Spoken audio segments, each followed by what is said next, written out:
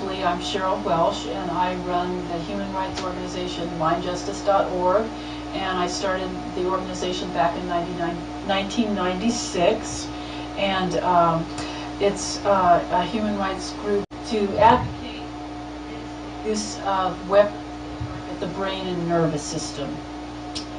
And so that's where my interest lies in this issue. And I had contacted, I'll just briefly mention that I had contacted Elizabeth back in 1997 to do a report for mindjustice.org. And she was one of the few who were open-minded about the issue. She didn't take positive or negative side on it. When I contacted her, she saved her opinion and took an open scientific view of what I was asking, and conducted a report for mindjustice.org, and I'm really grateful for that. And then since then, I just wanted to briefly mention that Jean Maria Arrigo runs the Stanford Intelligence Archive, and I met her through networking with Eldon Bird, who also did a project for mindjustice.org in 2002, approximately, a little bit before, I think. And so the whole issue of the electromagnetic radiation weapons that can target the brain and nervous system is how I became involved with this whole issue, and why I'm so interested in talking to Dr. Rauscher today. And you know, it's just such an opportunity. I just have to say briefly that there are so few open-minded people, and people who have the background that goes back the whole history of electromagnetic radiation, bio effects, the health effects, and I'll leave that for Elizabeth to talk about. So maybe you want to just say something briefly. Thank you very much, Mike and Cheryl. I appreciate that. I had gotten interested in non-union bone fractures and healing, and was aware of Robert Becker's work, and Ross Adey. Had met both of them and was very impressed with their research on things like regeneration of frog severed limbs, and salamander experiments with giving salamanders cancer, which is difficult to do, severing a tail below the cancer when it had metastasized, and that if you cut off the tail, when it regenerates, then the salamander lives. So I was at UC Berkeley, Lawrence Berkeley National Laboratory in theoretical physics, mostly interested in cosmology and atomic and nuclear physics, and was interested in philosophy and other areas, and was really studying some biochemistry on my own, and also as an undergraduate at Berkeley. So this intrigued me when I heard Robert Becker's work and him giving a talk about how to cure cancer with basically cutting off the salamander's tail. And I thought to myself, you know, if you catch cancer, do you cut off your little finger? Because I haven't got a tail, so I can't do that part. But I just got very intrigued with this. This was in the late 70s and early 80s. And then through Andrew McCroskey of Ottawa, Hull, Canada, I was introduced. I came back from Africa, changed my plans of going back to the Bay Area where I was living and had my lab at the time, and was introduced to William Van Bice, who later became my husband of 20 years, my co-researcher, co-patenter, co-writer of papers and everything. And he had done some experiments, and he knew about Robert Becker and Ross Adey and Andy Bassett and all the different people that had done research in the area, Fry, and there's just a whole group that had done some work in the 70s and 80s, and some of it being replication of work done in the 30s.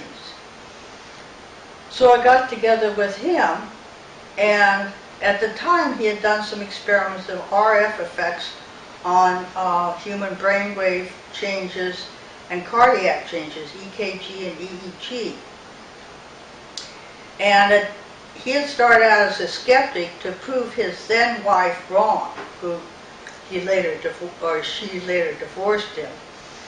But she said there are effects, and he said absolutely not. There's no engineering. He was in bioengineering and electronics. He said there's absolutely no effects. I mean, and so he had already found out there were effects from continuous wave RF that would flatten alpha. In some cases you can enhance alpha, which is the frequency of quiet awareness and meditation, and also when you're asleep and dreaming. So I went up to his place in Portland, Oregon, and I was a skeptic but open-minded. Both of us were. So he had just found out there were effects. And I found out there were effects too, because he used some of his instrumentation on me, and I would say had very serious, in this case, negative consequences, which were more or less reversible. We always argued about that. I said, I don't think it's completely reversed, but I realize this is a profound discovery. I mean, the salamander work, non-union bone fracture, healing, wound healing, ulcerated tissue healing, and most of the work in that area was done by the Russians.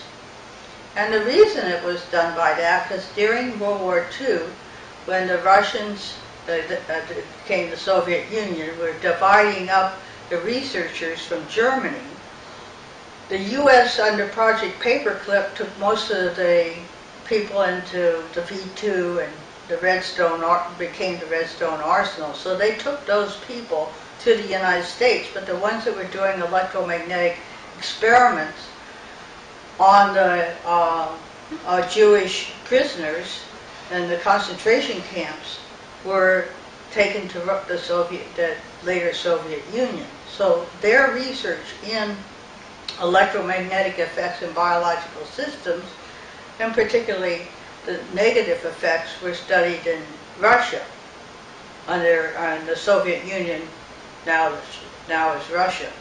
And there were people like Larissa Velenskaya that defected from the Soviet Union and had done some experiments. And there were things like, she hadn't done these experiments, but they did evoke potentials, like they would take a mother cat and take her kittens in a submarine, and as they killed them to see what their evoke potential or non-local effects of awareness, whether you could enhance these effects with electromagnetic fields. And I met 6 of the astronauts and 1 cosmonaut, and through his translator he indicated that they were doing experiments on affecting consciousness and actually to enhance enhance their soldiers. And I came across, when I was in Madras, India, some research that was being conducted in India, funded by the Soviet Union, to look for effects on treating frostbite and things like that for soldiers, so to enhance their biological functioning as military men. Now there's another side of it. It's much easier to find negative effects. There's really 3 things. There's positive effects, there's neutral effects, which a lot of electromagnetic fields, like if it's a complete sine wave, the body doesn't see that. It's when it's rapid changes in the field that it sees it. And of course negative effects. Now it's easier to find the negative effects. There's more of them. But you can find the positive effects. And the way it is it's like too much salt.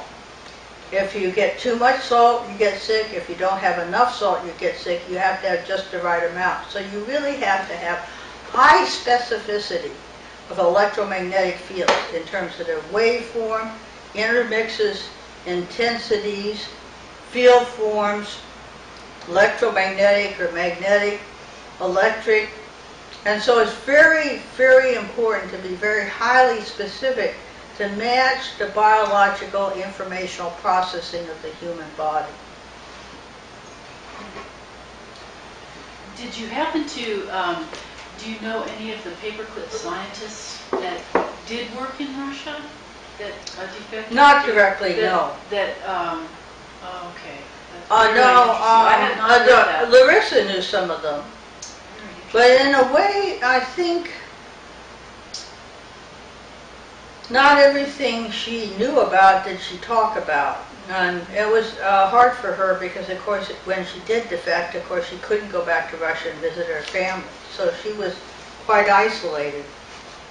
But Henry Dakin, who was trying to open communications with the Soviets, I think was a very good idea to do, to look for peace and end the Cold War.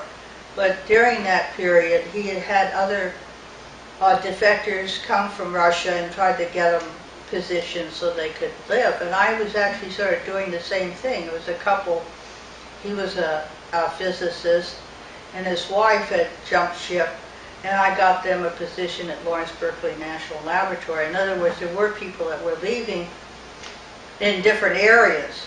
But Larissa did know some. I think she did know of some of the people, but by name I don't. Kozyrev comes to my mind, but I don't know that he had really. I think he was Russian and had not been in Germany. But as far as Germans go, I don't know. Yeah. It certainly, she's to me, she's commendable for speaking out on that 1985 CNN program in which you demonstrated the visual hallucinations on the reporter Chuck DeCaro. Oh yeah, and yeah. So she is in that. I thought that was in 1985. So for her to speak out was. Well, I think she really explained it very well. Yes, she made very cogent remarks. I had met Chuck DeCaro through starting the International Tesla Society on the 100th anniversary of Tesla coming to the United States, which was 1884. And Chuck came to the first meeting in Colorado Springs, and we had about 300 scientists and interested people. And so then Chuck wanted to interview us, and he had done, I think he had worked for an Army newsletter, the Army Times, comes to mind. I'm not sure that's the name of it. But then he came with his doctor and camera team.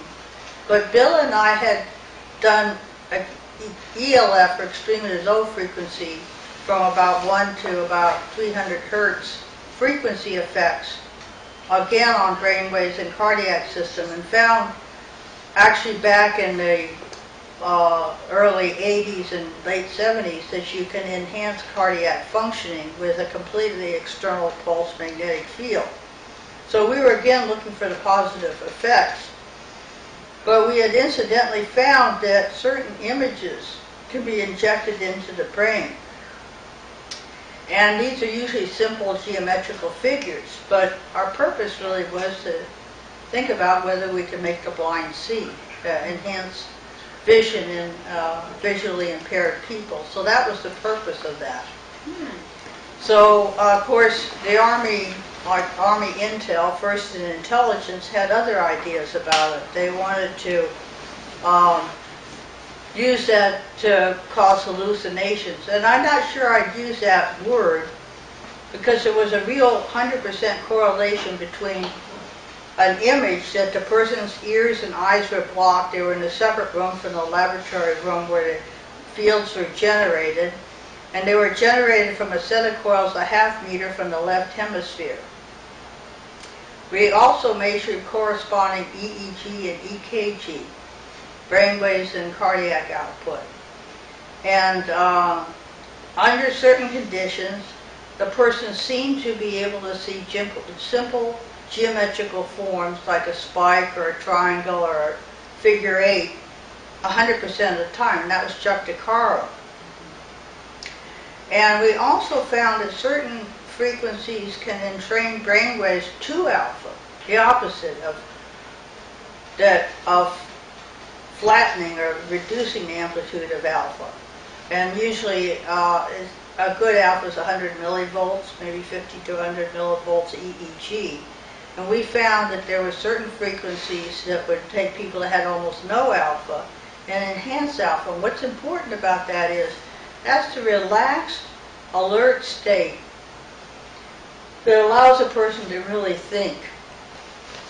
It's necessary for the brain functioning. So if you can enhance that, you can probably overcome depression, which is usually people have lower alpha, less serotonin in the synaptic clefts. And so there's a whole electromagnetic field biochemistry that can be utilized for mental benefit.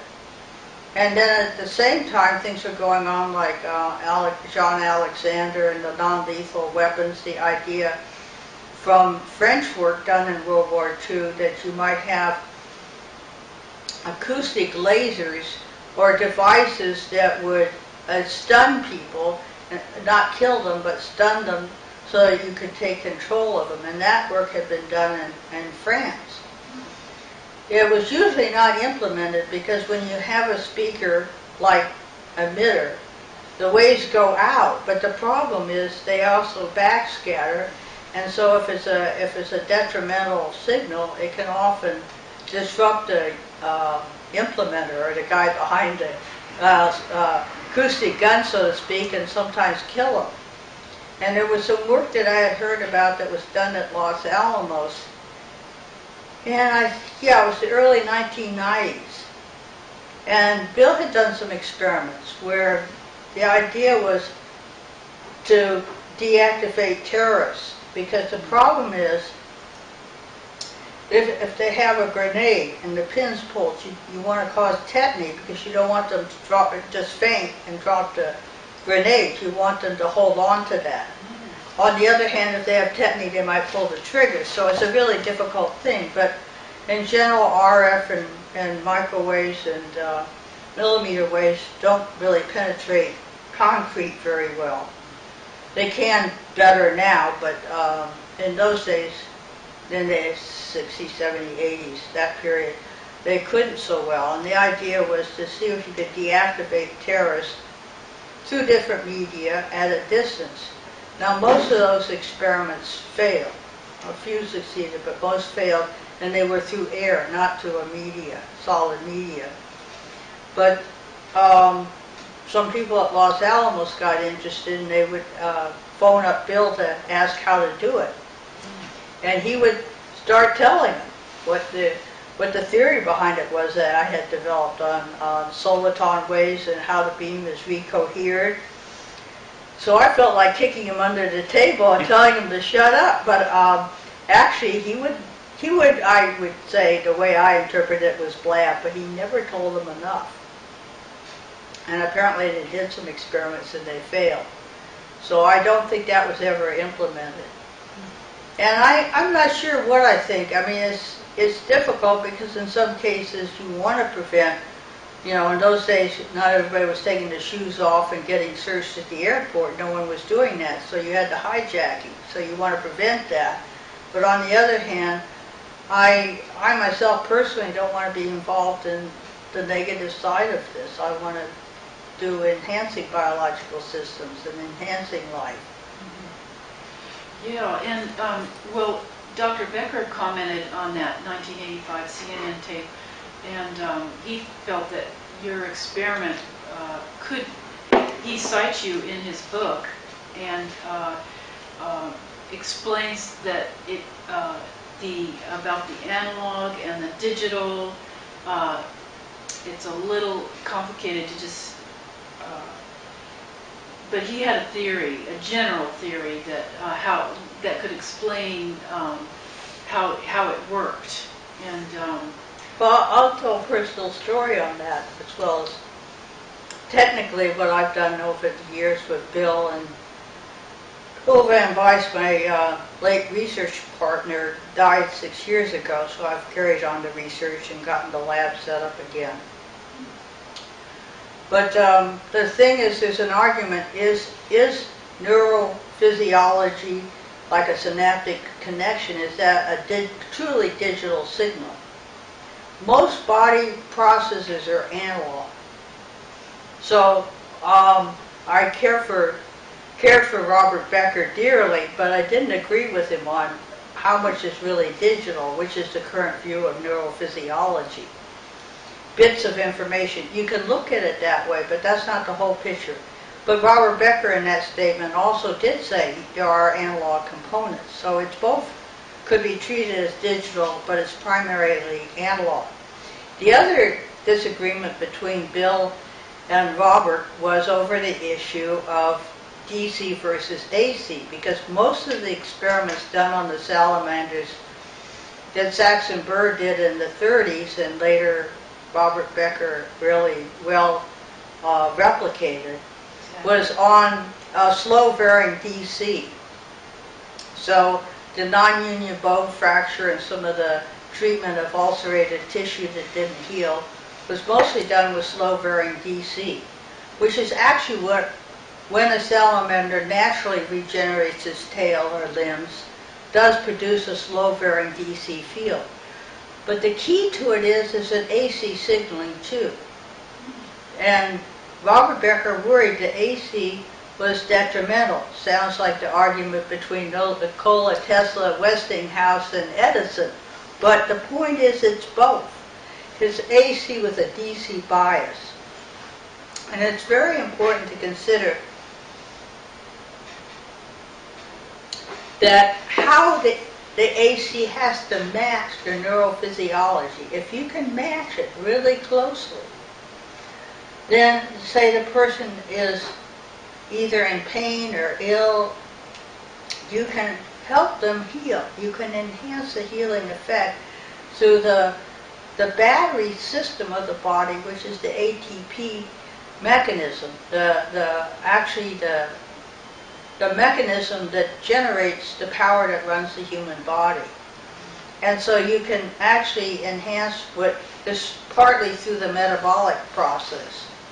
And this is very important in certain of the organisms, and the cell walls, the lipoproteins of the cell walls, works by a mechanism. Output through proteins in the cell wall lipoprotein structure that also has an ATP molecule going to ADP plus an electron. So this mechanism can be enhanced, so you can enhance wound healing. But you have to do that with an AC or an alternating current, which could be produced by an induction from a magnetic field inducing the current flow in soupy tissue. And this has to have a DC bias. It can't be unbiased because the body is biased. The central part of the human is much like the simple organism of a frog or a salamander. The central part is positive. So this part is DC positive, and there's a polarity between the frontal and occipital area as well that changes day and night. But the limbs and the lower part of the body are DC negatively biased.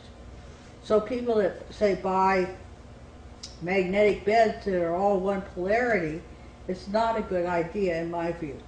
So there's some things that people are taking advantage of and trying to do good things with. But just like anything, it has to be evaluated very carefully by research in the laboratories. And it's just very few people that really got into this area of research. I mean, Alan Fry and Jose Delgado, most of the people, we all know each other. And most of them are about a generation and a half to 2 generations ahead of me, so they're not around anymore. I'll just say that it does get complex very fast, and of course the brain, you know, they say that that's the most complex organ, and it's going to take decades, if not a century, to solve how the brain works. And so just getting back to briefly that experiment, still, but Dr. Becker felt that was groundbreaking because he felt that the analog and the digital, where those two systems meet, you know, you've got the primitive electrical system of the body, and then as evolution evolved, and then I'm not explaining it well, I'm not a scientist, I have to say, so you'll have to correct me, but just I'm quoting from Dr. Becker's book, because his whole book, Cross Currents, really does press the idea that the merging of this analog and digital system could be where consciousness, you could study where consciousness lies, and your experiment, he felt that could be at the merging of those two electrical systems of the body, and that's where you would find all the memory, learning, find out how the brain works. I agree with that, and actually what I've chosen to do is to take the knowledge, and even recently some major insights in how this works and how to choose the waveform to produce the right bit rate of digital processing, as well as having the right analog waveform and frequency intermix. But what I've chosen is to patent. And we have 4 issued patents. I have 5 now, because one is issued on November 22nd. Haven't got my copy from the patent office yet with the red ribbon on it. But I chose the patent for several reasons. One is the patent law does allow me to have certain protection over that knowledge. It's not just thrown out there, that actually I feel it needs to be used responsibly, and I hope to have some control over that. I didn't exactly patent the human body, but I patented some aspects of how the brain, the CNS, the central nervous system, the peripheral nervous system, the sympathetic and the parasympathetic nervous system works in conjunction with the hemodynamics of the blood and the piezoelectricity of the bone. These all work as part of the harmonious action of the analog digital processing, and they're all interconnected with the immune system, and so there is a whole possibility of enhancing health. Most of what I've looked at is treating osteoporosis, treating pain, treating current injury, shock, wound healing, but I see the possibility of even electromagnetically treating diseases like diabetes, both type 1 and type 2 diabetes. I know that the type 2 is probably, in other words, to find out what the characteristics of the pancreas are.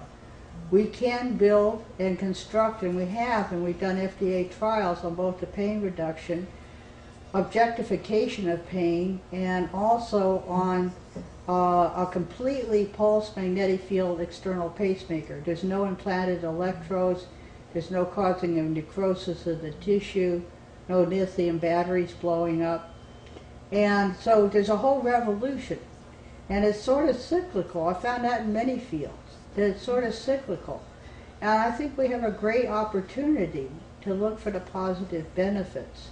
Now, could we construct power lines that would heal people? Probably not necessarily a good idea, because I think the person has the right and freedom to go get a treatment, and they may not want their power lines to do anything but to carry power. So that gets into that aspect of it. Are the power lines a problem? Well, in general, if they carry complete pure sine wave, they're not. It's only when the power lines are not a problem if they carry a complete pure sine wave. It's when they have spikes, transits, rapid rise and fall times on the waves. So it's like when you chop the DC into AC on the pi antenna, or when you have high tension power lines that have a lot of power transients. It's called dirty power when it's not a sine wave. But we had, we used very, very like milligauss, less than milligauss, to inject the images into people's brains.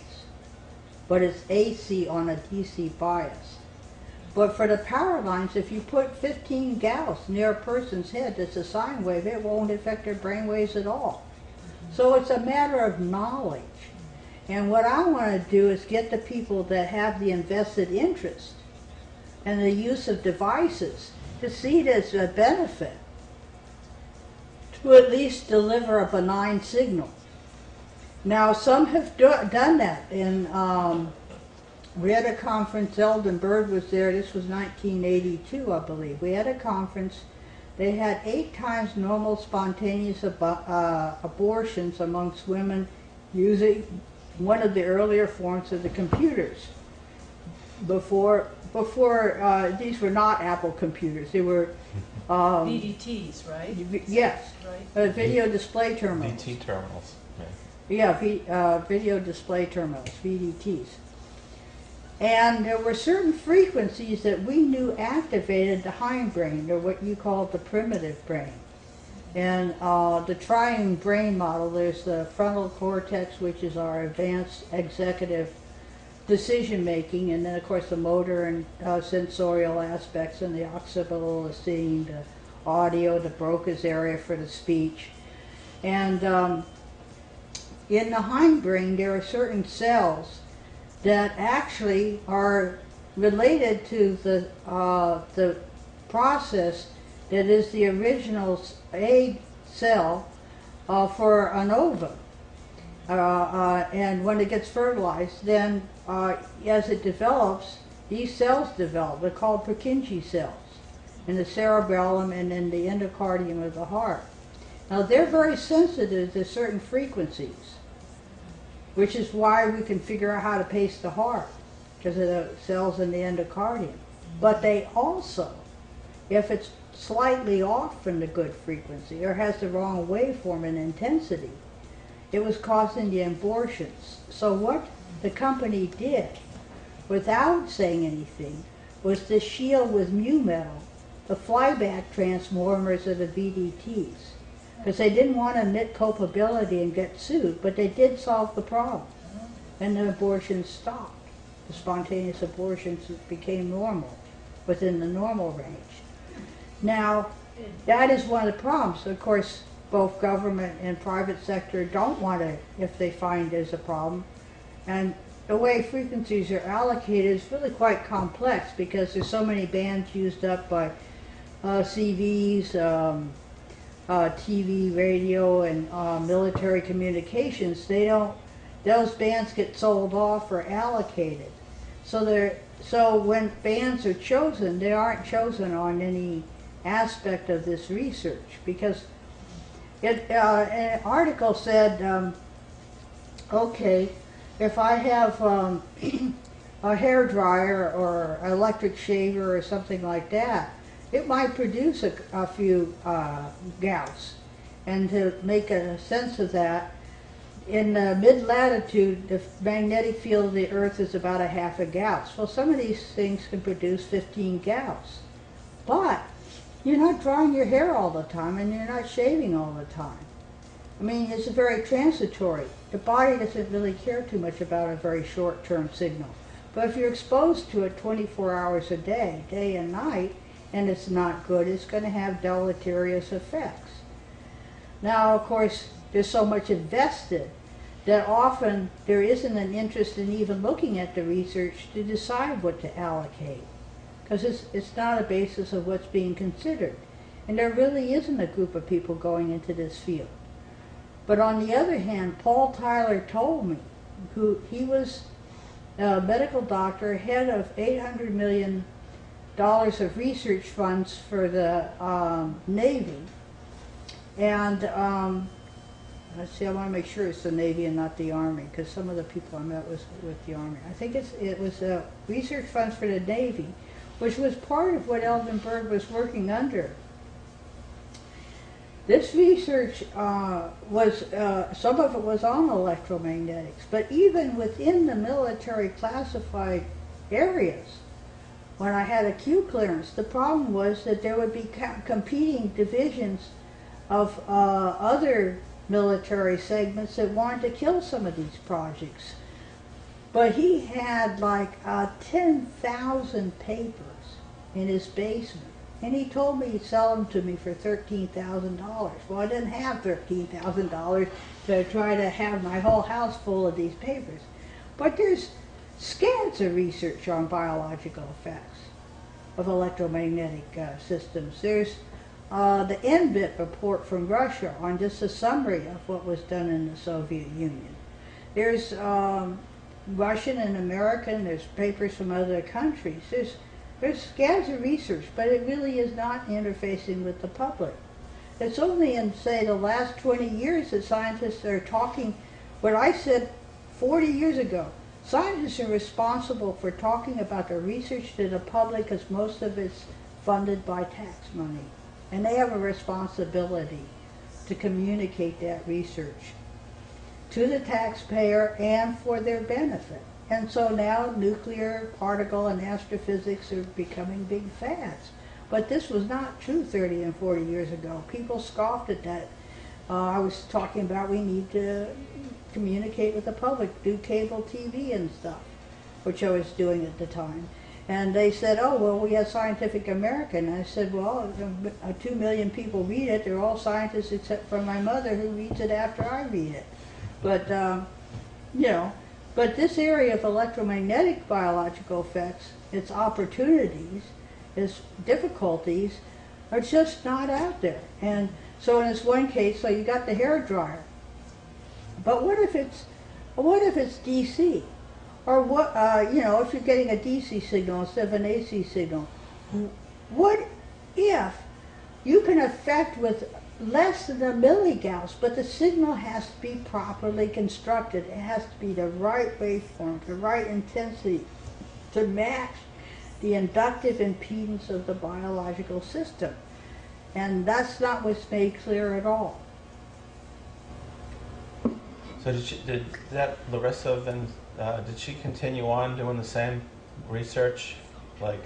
No, she really didn't. She got involved in putting together the East-West Journal of Psychic Research, mostly psychic research. And she died, I think it's 2005. That is East-West, that bookstore that's like in Mountain View? No, no, it's nothing to do with that. It was called Psy Research, East-West Journal of Psychic Research or something like that. In other words, it was American and Soviet work. Oh. She worked very hard at it. And then she taught Russian to the Naval Academy and down in Monterey. Oh. Yeah, I know that. And she worked for one of the people that was doing Psy Research and lived with Russell. Did she do any stuff with Russell? Like, Oh, she did her own research. She really didn't work with Russell. She worked more with Ed May and some of the other people. Oh. I'll just move to my first question and see how that goes. Okay. Can you discuss Dr. Sam Koslow and his relationship to the mind control issue? As you know, he, in Ross Adie's book, International Conference on Nonlinear Electrodynamics and Biological Systems in 1983, he wrote a rather shocking statement in which he recommended a government-sponsored effort, as Einstein did when he wrote to President Roosevelt to build the bomb. Koslow recommended a comparable letter should be written to the current president about electromagnetic radiation's great promise for understanding biological processes. And do you have any were you aware of that comment? Very not. Well, the Einstein comment, really what it was, there was a group of scientists like Otto Hahn, who was one of the main people that developed the idea of fission for the bomb, and he left Germany before, you know, as Hitler took power. He went to England with the idea of patenting the bomb so it'd be in the public domain. And the English thought he was nuts, so then he came to the U.S. and tried patenting in the U.S. And he did not get a patent on the bomb because, of course, a group of scientists came together with Oppenheimer and Teller and so forth, who decided the bomb should be classified. It was really Ed Teller that classified it. He said it may destroy science, but we need to classify the bomb because the Germans may get it. They were worried about the Germans getting it. And of course later the Soviets. The letter was to say, about the use to basically realize that nuclear and atomic bombs were dreadful weapons and should be controlled. Well, that's what he is saying is another letter should have been constructed. One was to go ahead and build a bomb, and the idea here was that there should be, this is a terrible weapon, and then there's a group of people that wanted probably to develop mind control weapons, and then of course there was those that opposed the idea, but not really very many, very few, because they weren't really involved with the decision-making process. But as I say, since most of the scientists that had done electromagnetic experiments on the concentration camp people went to the Soviet Union, so there really wasn't that many people under Project Paperclip that came to this country to even talk about making electromagnetic weapons. Well, tell me, I'm just so curious, why do you think Dr. Adie included this in his book? I mean, it's a whole chapter. I think it was really because Adie background, he was an amateur radio operator, so he knew a lot about RF, radio frequencies. And I think he included it to say this is really a very important field, and very important considerations need to be made that have to do with ethical considerations. So did Robert Becker, so did we. That research has to be done. You can't deny these hundreds of thousands of papers that exist that show significant effects. And Ross Adie's work on the calcium efflux for 16 to 18 hertz on an RF carrier, things like that. So it's the idea to get the attention to say, this is at a level that we need to have a discourse on it, a scientific discourse, just like, you know, saying whether you should build the bomb or not, whether that was the right thing to do or not. So you think it was serious? It was a serious proposal? I don't know that it actually got to the president. I really don't know that information, but it probably was. I mean, I can picture that it would be. Well, and do you know the follow-up history of what happened when,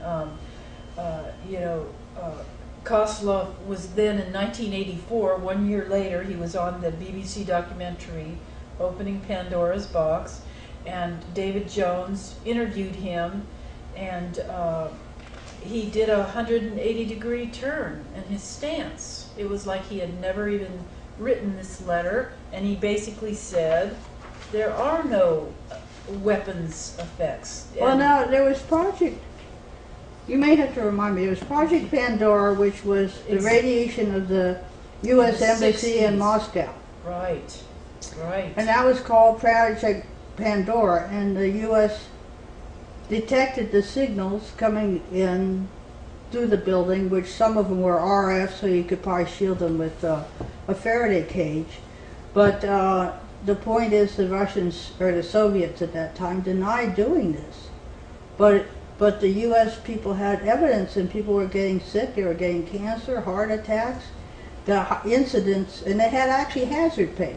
See, later they denied that there were people that got sick in the embassy.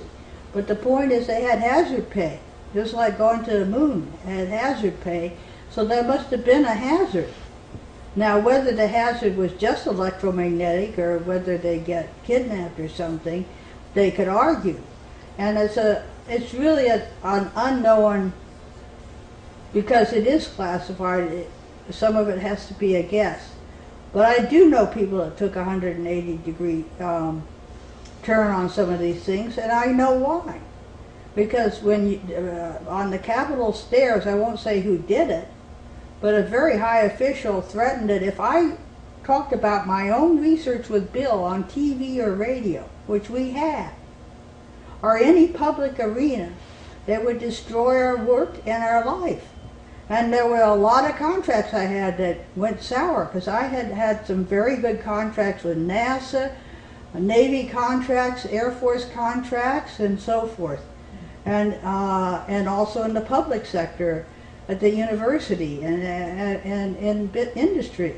So if someone threatens, like Carter with, was it Carter? No, it was Ross Perot. When he, for 6 weeks, he stopped running for president because they threatened his family, it was claimed. Well, yeah, if my family's threatened, if their life is threatened, I'm going to wonder about that. Now, who did it, and whether it's true or not, I don't know, but I do know they do threats. If you can't blackmail them, threaten them. You know, that's one of the techniques. And you know, just from my looking at this whole issue and the history, it seems like the 1980s were like a real critical time where the unclassified, the promising research just died, and and like Eldon Bird said, it went black in the 80s. He said in U.S. News that his research, they defunded it, and he later found out that it went black. It was classified.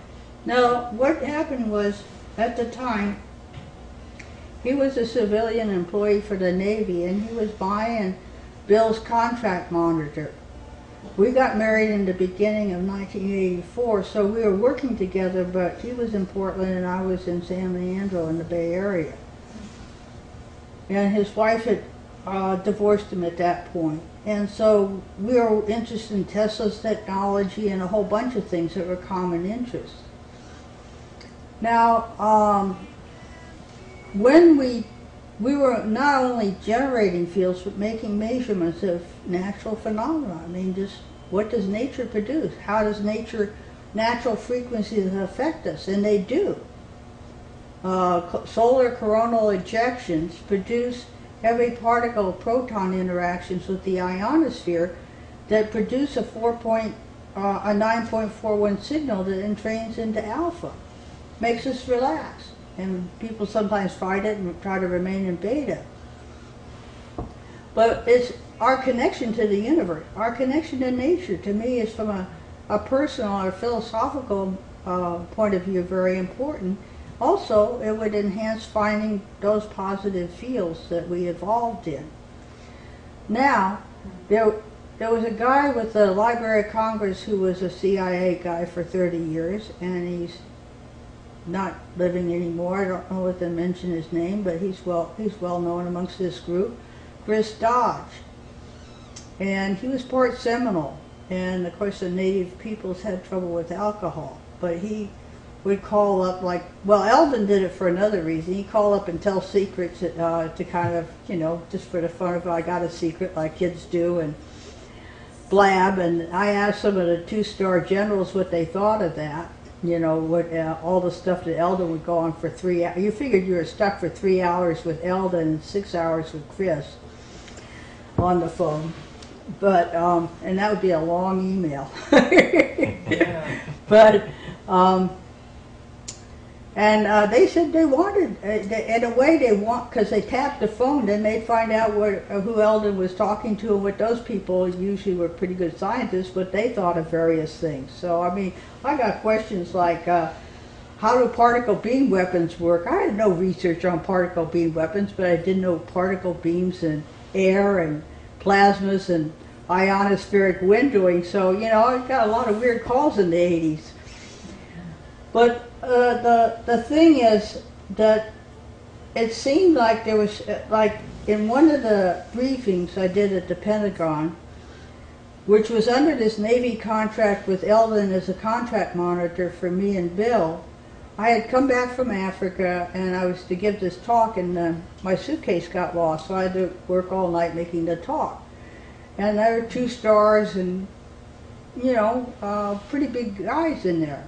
You know, one of those rooms where you have to sit very still because there's an acoustic sensor. If you move, you know, it sets off an alarm and stuff like that. And you have to be escorted to the bathroom, except the guys didn't go in, which was nice. So some of it was kind of funny from the point of view of being a woman in this field. But a guy was sent in to lambast me and Eldon's project to kill it purposely. And he started, every time I said a sentence, he would interrupt and say I was wrong. And I thought about it, and I was tired. I just flew all the way back from North Africa. this guy's, wrecking the lecture, and I spent all night fixing it, and so I just thought about it, and I went over and stood behind him, and I told him, I leaned over to him, and I said, "Shut up. I'm giving this lecture now, and I'll give you 20 minutes to say anything you want afterwards." And it's a little bit of kung fu or martial arts. I kind of really said it strongly. And that guy was sitting there to ruin the whole project.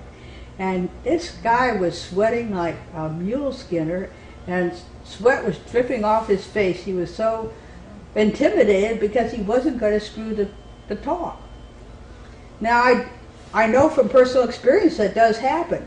Now, what really happened later, it turned out that the report that I wrote on the biological effects and how it fits with interpreting Maxwell's equations in a new way was declassified and was, along with a report I did for NASA, was awarded an award from the Air Force. So they liked the reports, but there was forces going on back and forth, and that was my experience of one of those. So whether it went to black ops or just what happened, I'm not sure. But it was later that the people, in about 1988, that the guys from Los Alamos were calling up and asking Bill how this worked. And I think he did the right thing. Oh, and there's another aspect to the Chris Dodge story. Chris Dodge calls up about 2 a.m. and he says Congress is going to pass a bill that you cannot measure 1 to 100 hertz, or cycles per second, which is the major ELF range of biological signals and natural signals, but also some man-made military signals. So they wanted to pass a law that you can't measure, which means I, in my own house, with a detector that Bill and I patented and developed ourselves with our own money for about $2 million, to measure ambient fields to figure out nature, can't measure. And I thought, that's crazy. And then I thought, look, doctors can't measure brainwaves or cardiac output because that's in the same range. So you cannot pass that bill because every doctor can't measure EKG or EEG. And the bill didn't get passed. He gave me the feedback later. So there was efforts to prevent this knowledge. Now, how, and then the film that you talked about with Chuck DeCaro, Ronald Reagan reviewed that for 10 days in the White House. So they took a lot of attention to that. And we did get some feedback, but there was all kinds of Army promises of funding, but it never came through. And actually, I wanted to make sure that I never did anything that was even construed in any manner that could make a weapon. I really didn't want to do that anyway. Bill and I decided that maybe dealing with the terrorist problem and hijacking, which was a problem in those days, might be an okay thing to do if it was controlled. But you don't have control over it, so I didn't want to be involved anyway. So maybe that statement is correct, that it did go into black ops. I don't know, but yeah. Robert Becker would talk about this too. I mean, we'd have long conversations about who was ahead, Bill and me, or the military industrial complex. And actually, I knew enough and could read enough within the published papers to sort of realize they hadn't caught on to some of the clues. Now, how much did they know? How much is classified? I would suspect from the report back from the Ronald Reagan analysis that actually there probably are black ops on this. But what they're doing and why they're doing it and how it's coming out, I don't know. The thing is, there's a lot of money in the classified work, a lot of people, and a lot of equipment, but it doesn't necessarily add up to brains.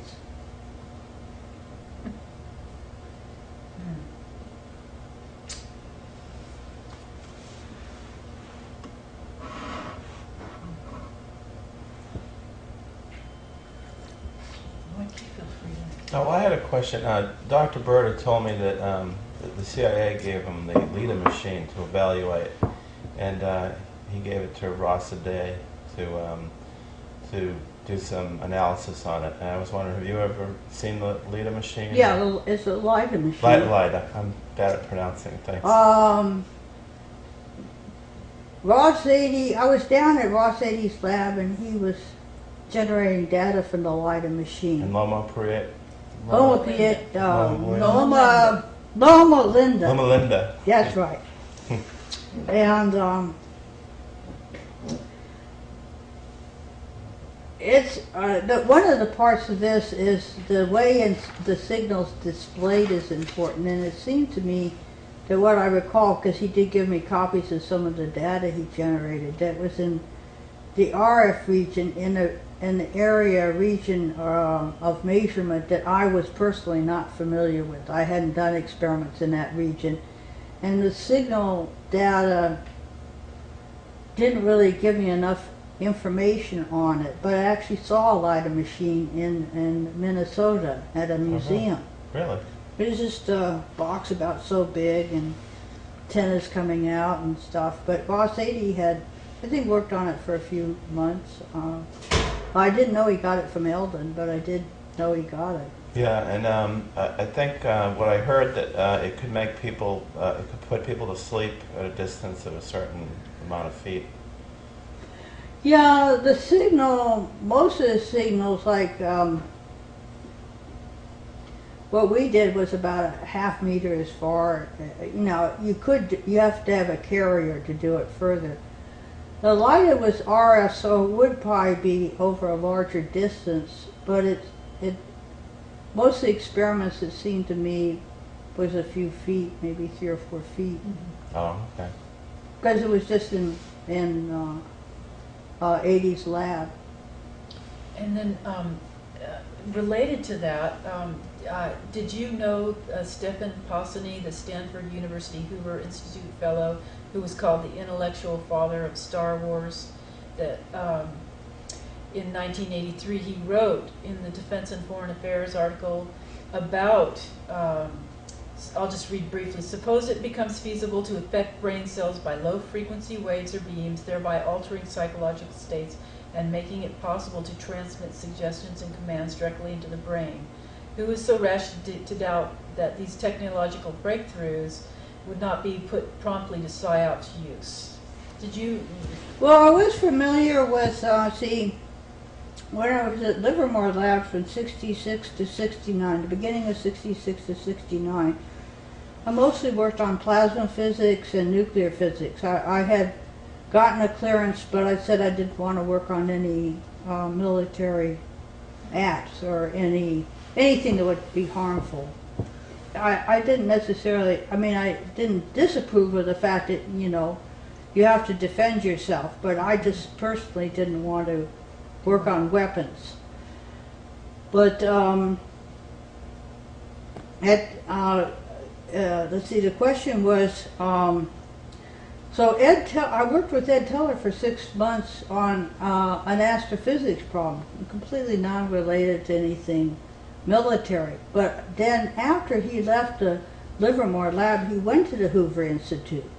And that's when the SDI, or Star Wars, got promoted, because there was an X-ray laser at Livermore lab that was about 1 or less % efficient, but it was built up as being able to build a protective shield against ICBMs, or incoming missiles. And that whole thing got rolling, where a huge amount of money went into people making beautiful graphics, and I'm not sure there was any machines behind them, but I was asked to work for Hughes Aircraft on plasmas, but it was Rockwell, I believe, that asked me to work on Star Wars, and I didn't really want to do it. And partly because of my scientific interest, and it wasn't. There's things like over-the-horizon radar that were being developed and other systems. But the Star Wars thing took off as a huge amount of money dump, but not much technology. But that goes back to the question about particle beam weapons. Yeah, I've measured and seen them tested, so they do work to us up. You Usually it's better to shoot from a plane to a satellite to knock it out, because then you don't have the denser part of the atmosphere. But you can do ground to air. You know, as far as, do you think this was just like a ploy to a way of generating funds for this kind of research, and that's why he would have published something like that? This Dr. Passani, I guess I you didn't can't know really him. comment on that. I don't know. Yeah, you're right. Oh, okay. I just know that Ed Teller was meeting with Ronald Reagan and the White House people about it and promoted it, and it got funded. The 80s, it does seem like the 80s, there was a great interest in that whole mind control issue. You know, the Russian woodpecker went on for decades, actually. Yeah, it was actually the shortwave radio guys that would pick up this 10 hertz signal. And what was interesting about it is, I measured it in San Francisco, I measured it in Europe. I mean, it was ubiquitous. It wasn't on all the time, but it would have an RF carrier of various frequencies. And it was a very distinctive signal that you could see was not a natural signal. It was a man-made signal. And it had sort of a screw wave sometimes. It would have a carrier, and sometimes it would be carrierless. And it was pretty, a number of people measured it. I mean, a lot of shortwave guys would get this stuff all the time. It would interfere with their use of the shortwave radios. And it went on, I don't know the exact dates, but I'd say probably about six or 7 years. And I don't have the same equipment right now, so I couldn't see whether it's still on, but apparently the shortwave guys are not seeing it. So whatever it was, what the U.S. said, it was over the horizon radar, but that's not clear what it really was. It did seem to be coming from the Soviet Union, and the shortwave guys are pretty savvy, and that's where they were pinpointing the signal from various points in Russia. Kiev, and gosh, I don't remember every one of them. And there was interest in trying to find out why that signal was generated by the military and what it was and what it was for, which was a good idea to try to figure it out. But in the public sector anyway, that problem was never resolved or decided, as far as I know. Right, Dr. Becker wrote about it in his book, and the Dr. Dimidian, one of the scientists who work on the MRI. Dimidian, thank you. Yeah, he commented on that too. He was commenting on that it could have. Yeah, no, actually the MRI is a very interesting thing, and of course I'm not a medical doctor, so I'm not supposed to have an opinion about MRI, but I do. But he's well aware of the combination of a high magnetic field combined with an RF signal. I mean, this is it's about 20,000 Gauss magnet. That is one heck of a. I mean, if you had 20,000 Gauss here and here, your finger would be crushed between two magnets coming together. I mean, that is a lot of field strength. Yes, your keys fly off you. And, yes, that kind of thing. Right. I wouldn't do it. I wouldn't put my brain in there. Some people seem to have altered states. Most people don't. I would say if you're really sick and you're dying, it's probably an okay thing to. But the functional MRI is what bothers me, because what they study is the brain, the blood flow in the brain. But the point is, they're doing it to volunteers. Now they're volunteering, but I wouldn't do it. Is an MRI like a Faraday cage? No, very different. MRI is magnetic field resonance imaging. It's that big thing that they have in the doctor movies where they put people in this. But someone had told me that it creates the same effect of like a Faraday cage when you're in it or something, because it's it produces a very intense imaging signal that really tells where the blood flow is, and it can find brain tumors, and it can determine where strokes are and sometimes where surgical intervention should be. But a Faraday cage is usually a copper screen that has to be contiguous at the corners that shields a person from radio frequencies.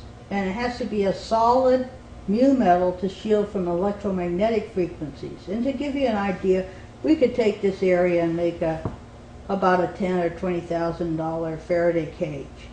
Now it will shield out some of the natural frequencies, which is a problem. You can't just shield yourself from everything, because the natural frequencies are either neutral or sometimes they're beneficial. But to build one that would screen out ELF, you'd have to have a $2 million mu metal room. And then you really would be blocked out from all the stuff that comes from the Earth, Sun, and Moon. And did they have one of those at SRI? I heard they did, yeah. I saw a mu metal room at the Wright-Patterson Air Force Base, but I haven't seen one at SRI, but I understand there is one there. Not SRI, I think it's Stanford campus. Stanford, yeah. But they have a squid magnetometer at SRI, or they used to. Yeah, Alden Bird would talk about that occasionally. Well, what our detector did is it didn't need to be charged with helium and nitrogen and be kept at certain angles. It was field worthy, so you had a rechargeable battery and you had an electronic box about like that, and then a pickup coil. And the electronics flattened the response so the pickup coil would represent correctly the intensity and waveform and frequency of the various natural signals, and the purpose was to study nature. But a squid, I don't know what they go for. I think they're about $500,000 a pop now. You're getting cheaper? Yeah, I know. I've heard $1 million, but it depends on you know, whether you're getting a Rolls or not, or Viewey. Well, while we're talking about MRIs, I want to mention the physicist Freeman Dyson. I wanted to ask you a question. Had written that, would you agree with this, or can you comment on it? Radioneurology is in principle only an extension of the existing technology of magnetic resonance imaging, which also uses radiofrequency magnetic fields to observe neural structures. And he was talking about how in the brain you could, radioneurology is a way of seeing how, you know, each individual neuron is, what it's doing, and so you could have this communication. I think it's not that refined. You don't. And this was a prediction, I will say. I would disagree with it in that I think there's more to the informational processing than just magnetic field and RF. But I think that's a pretty significant combo that would give information. But the resolution of the data yet isn't that good. Oh, it isn't at all today, but he's saying in the future. Oh, it might be, but I think there's going to be more to how to make those measurements. How to make those measurements? How to make the measurements of the emission of, say, like the MEG, which is the magnetic encephalogram from the brain. But I think it's going to take, my personal view, since I'm working on that technology, is there's a way of doing it that's less expensive and easier. How much resolution there'll be, since I haven't built it yet, I don't know. But he's right about the statement. I think the statement is in the right direction. In other words, that's, I guess what I'm trying to figure out, just as, you know, pretty much a non-scientist, is this seen as, I mean, if you were going to build a mind control weapon or a way to study the brain, is this basically how you go about it? Like if you were the U.S. government and you said... Well, let's step back a piece. It was actually a project at SRI that I read about either in Time magazine or maybe it probably was Time rather than Life when I was in high school, about trying to read people's minds. And the way it was done was to look at the brain waves, which are kind of just squiggly lines. Some of it looks pretty coherent, some of it looks incoherent, depends on whether it's alpha or beta or delta or theta waves and where you take the pick off of the electrodes. But they were going to see whether if a person thought yes or no, whether they could tell from the brain waves what word they were thinking. And they got one person that they were sort of reliable on, but they couldn't do it across people, because the brain waves were enough different across people to not be able to read the words. And I think the project was stopped, but it was the first attempt to directly use an instrument to try to read a person's mind. Now you're really asking, and I read about Jose Delgado's work. I remember reading the article and keep cutting it out when I think it was in high school, and on the work he did in planting the electrodes in bulls and monkeys, and then the Helmholtz coil work with the monkeys. But to bring that up to date, I personally would believe that that's part of what could be done, but it's not the whole picture. I think it's not going to give the complexity of the biological system is probably not going to be simplified to that particular technology, but that's more, it's an educated guess. Very interesting. Well, let's see. Better move on a little bit here. See if we can just briefly be sure I cover. Robert Becker reported hearing plenty of rumors about secret mind control weapons. Can you discuss any plausible rumors about mind control that you heard? It was very interesting. Robert Becker and I were at a conference back east. I must admit, I've been to a lot of them, so I don't remember every one, but we're sitting outdoors at this nice place. I know it was in Colorado, because it was beautiful.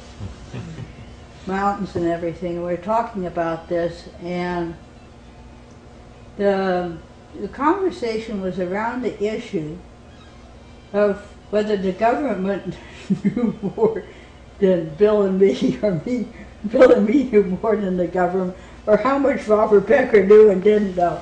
So it was really hypothesis. Right. He said he guessed with all the power of the government they knew more than we did.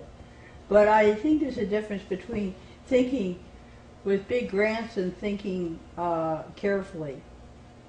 And I don't know the answer. Don't know the answer. Yeah, because he really does go into his book about... He said a lot about that in person and in his book. Yeah, he really did. Yes, he stepped out. And he was trying to guess too. I mean, he was guessing from his research and trying to speculate what was going on. And how he lost research. Yeah, he lost the funding when he was up in... what's the name of that hospital? I actually made a note of it somewhere. But yeah, he had lost his funding too, you know, I mean. I know. And at the time I was sort of a junior person, so I was surprised, you know, he'd call up and quotes cry on my shoulder about losing this big amount of money, and man, I had never seen anybody like that from my lab. But it was unfair, it was unjust. It was. Syracuse Medical Center, that was it. Ah. I had a question. You know Bob Beck? Mm-hmm. Have you ever worked with him, or? Well, sort of. I used to know him well through conferences. I never formally worked on anything with him, but you know, a group of us would get together with like Jack Houck and Bob Beck. And there was one experiment he did that Bill observed that looked like it was in training brain waves. And some of what he said, like in the Chuck DeCaro film, were very accurate, but I did look at some of his electronics. My personal view was it was really badly built and sometimes wrong. But he was interested in mind control.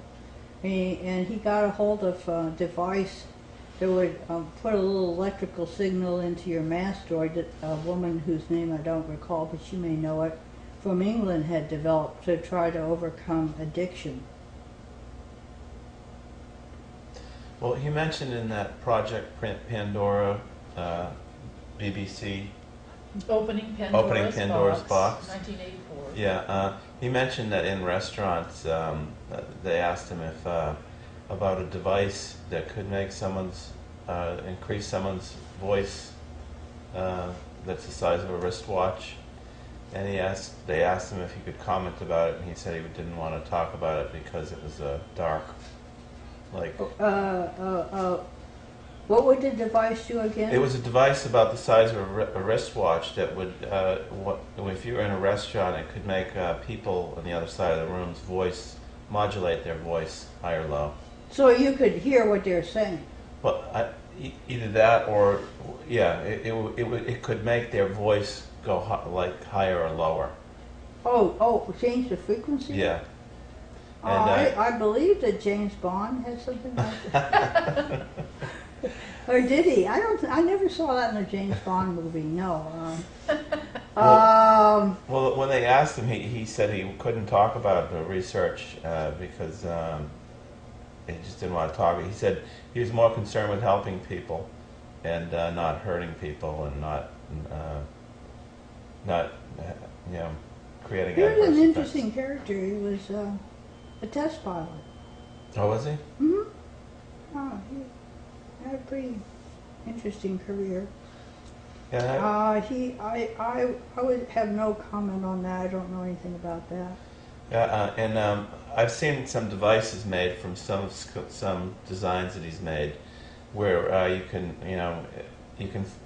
it's a radio frequency device that you put into a room, and you can set the frequency, and it would just make you feel more relaxed at certain frequencies. Well, there's a device the guy that worked with the CIA had, and this was obviously a very nefarious device. What it did is if you had a waterbed, it thumped the waterbed at a certain frequency. So it would step down from about 9 hertz to about 3 hertz, which is sort of like stepping down from being relaxed and awake to being in deep sleep. And I tried it, and I'd say, I didn't go to sleep, but I felt more relaxed. You did feel more relaxed. Yes, I don't know if that's the technology we're talking about here, but probably not.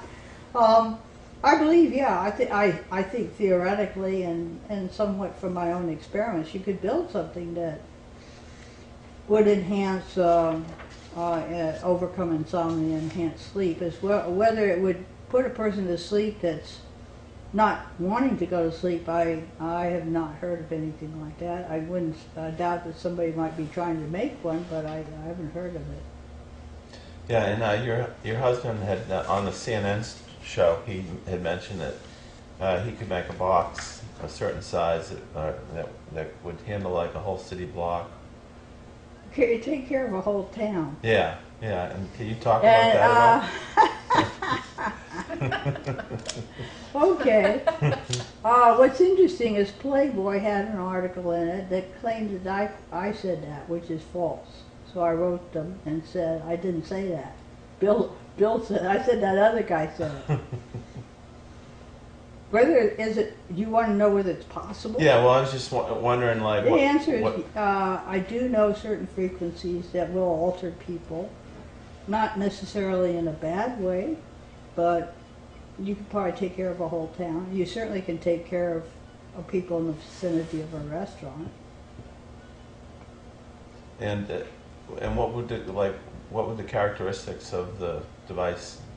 Would it create the same effect for like the whole crowd? Pretty much, because Bill and I, he did some experiments. He would do them on me, but he did them on other people too. And basically what he was using was a device that would enhance your happiness. And and certain other aspects of that. Not wild sexual orgies, if that's what you're thinking, no. Mm-mm. Well, like on the CNN program, you mentioned that it was from Russian data that you made this. In part, but that was only one part of a huge puzzle. And it was some Russian data that was in a book published out of Poland, and then there was another, so I can remember the book. There are two key books. Pressman is the author of one of them, but I don't remember the title, but it's on electromagnetic fields on biological systems. published in the late 1970s or early 1980s, and then there's a Polish book that actually someone unfortunately stole from me, so I don't have it anymore, so I don't know the reference. But there was some Russian work on what would really reduce pain, but it was just very, about maybe 20% of the picture. But the idea was to maybe do electroanesthesiology, but there has to be more to it, which is in my new patent. Well, your husband said that the parts, the components, you can just get off the shelf. Pretty much for Radio Shack, which is what he said. Yeah, but that was when Radio Shack actually sold some chips. Now they sell Tinker Toys and kid stuff. But I'm talking about classical Radio Shack. And that was when the interview was, actually you could still get some good stuff from Radio Shack. So yeah, pretty much, well, a few of the parts you'd have to make, you know, like a copper shield and for the device and stuff like that. But basically pretty much Radio Shack parts would do it. With a few stuff left in your shop, you could affect at least a restaurant full of people. As far as taking care of a whole town, that adds another aspect to it, which is a carrier frequency. And so that we didn't do that experiment, nor did we build it, but I think it's quite possible. It takes some diligent research. And following on that, Abraham Leboff, he wrote the preface to that electromagnetic mind control fact or fiction by V.N. Binney, and both he and Becker discussed two frequency ranges that were militarily that would affect behavior. So maybe you can comment a little bit about that. It was so he wrote two very different frequency ranges. First, at extremely low frequencies, from just 1 or 2 to several hundred hertz (ELF), and second, in the gigahertz region and beyond, including high power microwave. So those are areas that are important to national security. And Leboff wrote, even more important, there is every reason to think that additional, as yet untried electromagnetic modalities will also affect our behavior. I'd say on the upper end, Bill's experiments went up to about 1 gigahertz. There are frequencies above that, but when you get up in a radar microwave, you can cause sterility and things like that, but then you get into enough power that you're affecting is non-ionizing, is not just non-ionizing radiation. So once you get up in a very high end, below visual, you know, and the infrared, I mean, that's really a lot of power. And of course above that you get into X-ray and gamma ray, which definitely have ionizing effect. But the ranges that are talked about, I would say, go down to more like 300 megahertz or megs to about, well, Bill went up to about 1 gig, but there are some frequencies above that. I'd like to measure them and do the experiment, but I haven't done it. But the two regions we've looked in is the ELF and VLF and ULF, as well as the Bill had looked at the radio frequencies, and we did some experiments with radio frequencies, but not a lot. But one of them was that Bill generated a set of frequencies in the radio frequency, but if you had a detector over here and the generator here and walked between, your body absorbed about 1/3 of the power. That's a lot. And I will say it did produce an altered state for actually several days. Sometimes this stuff would just, as soon as you're out of the beam, you're not affected anymore. And some had some residual effect. But, yeah, and Bill did do some experiments on enhancing sleep because I had some sleep problems. And yeah, there are certain frequencies. I would say, to say whether you had a commercial medical device, not yet, but it's certainly possible to I think, to overcome insomnia. As far as going up to someone and zapping them and making them fall asleep when they want to be awake, I have not seen anything like that. It might be possible, I don't know.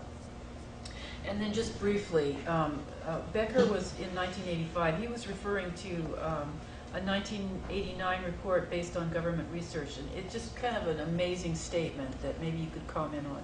He wrote, microwave pulses appear to couple to the central nervous system and produce stimulation similar to electrical stimulation unrelated to heat. And he wrote, it appears that high-power microwave is capable of altering behavior in the same fashion as Delgado's electrical stimulation.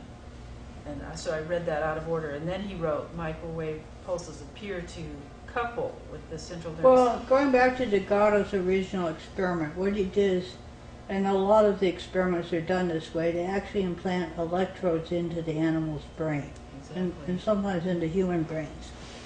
So when he was first pushing a button and stopping a bull from charging him in Spain, the thing is that the stimulus was sort of like a shock. So, you know, it got the bull's attention, but it was implanted, so it wasn't remotely produced.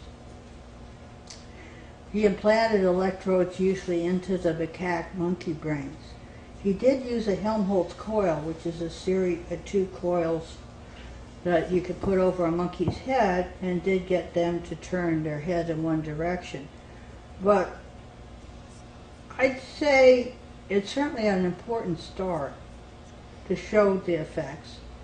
It certainly can be done without implanting anything, and I'd say the experiments were relatively simple, and Delgado may not like it, but I would say somewhat primitive. I think there's, even within what I know, is more advanced than that at this point, and I assume there may be other people that are not so much in the public arena that maybe have done experiments like that. They're more advanced.